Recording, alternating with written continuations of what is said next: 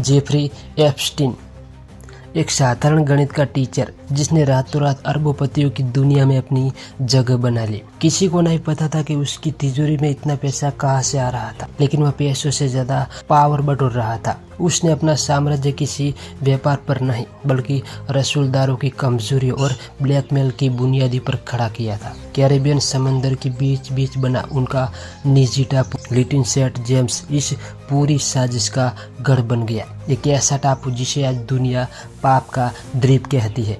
सालों तक इस टापू के राज समंदर की लहरों में दबे रहे, लेकिन वक्त बदला और साल 2024 की शुरुआत में कोर्ट के आदेश पर हजारों पन्ने सार्वजनिक किए गए।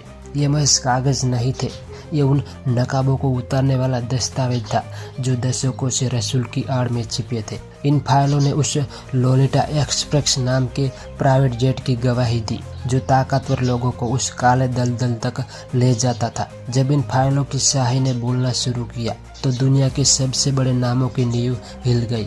जैसे जैसे पन्ने पलटे, दुनिया के सबसे शक्तिशाली लोग कटघरे में नजर आए। इन फाइलों में सबसे ऊपर नाम आया अमेरिका के पूर्व राष्ट्रपति बिल क्लिंटन का, जिसके बारे में दावा किया गया कि उन्होंने एप्स्टीन के साथ कई यात्रा की। फिर नाम उछला ब्रिटेन के शाही खानदान के प्रिंस एंड्रयू का, जिस पर सीधे तौर पर यौन शोषण के गंभीर आरोप लगे। सन्नाटा तब और गहरा गया जब इस लिस्ट में डोनाल्ड ट्रंप और माइक्रोसॉफ्ट के मालिक बिल गेट्स जैसे नाम भी दिखाई दिए। यहाँ तक कि महान वैज्ञानिक स्टीफन हॉकिंग और कई हॉलीवुड सितारों का जिक्र भी इस काली फाइलों में मिला। इन नामों का सामने आना इस बात का सबूत था कि एप्स्टीन ने अपनी पहुंच दुनिया की हर बड़ी कुर्सी तक बना ली थी। लेकिन इस कहानी का सबसे दुखद हिस्सा वो है जहां मासूमों की चीखें दर्ज थी। वर्जूनिया जूफ्रे जैसी पीड़ितों ने बताया कि कैसे उन्हें नौकरी और बेहतर भविष्य का झांसा देकर नरक में धकेला गया। इसमें एप्स्टीन की राजदार बनी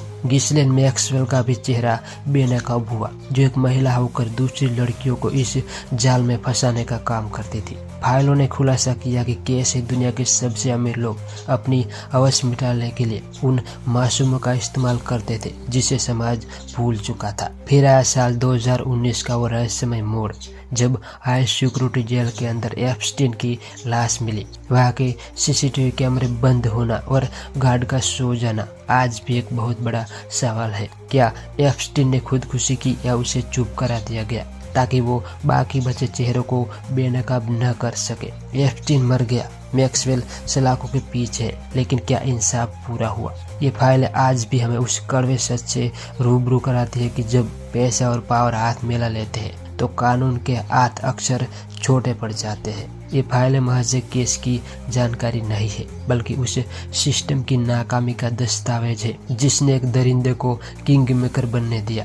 एप्स्टीन की फाइलें बंद हो सकती है, लेकिन जो आग उसने लगाई है वो सत्ता के गलियारों में हमेशा गूंजती रहेगी, क्योंकि सच की अपनी एक फितरत होती है। वो चाहे कितना भी गहरा दफन हो, एक दिन सतह पर आ ही जाता है।